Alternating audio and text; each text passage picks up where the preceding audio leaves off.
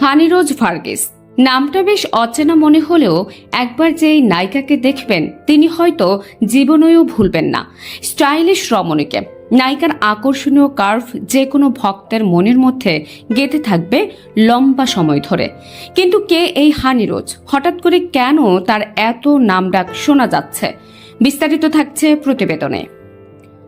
গণমাধ্যমের তথ্য অনুসারে হানিরোজ ভার্গিস একজন ভারতীয় অভিনেত্রী।